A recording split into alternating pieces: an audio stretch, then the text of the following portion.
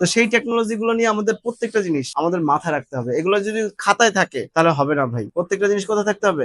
মাথায় থাকতে হবে, ব্রেনে থাকতে হবে। আর এই জন্য বেশি বেশি প্র্যাকটিস করতে হবে। কাস্টমারের বাসায় যাবা, কাজ করবা, আর এগুলো বোঝার চেষ্টা করবা। এই যে দেখো, এই একটা তোমার ইউরোপ আমেরিকার যে এসি গুলো আছে, হ্যাঁ, ওরা এই ডিজাইনের এসি গুলো ব্যবহার করে থাকে। কিন্তু দেখো, ওই যে দেখো ইভাপোরেটর, হ্যাঁ, এই যে কন্ডেন্সার, কম্প্রেসার, তারপর ভিতরে কন্ট্রোল ডিভাইস আছে, তাহলে ওই ঘুরে ফিরে কি সেম জিনিস।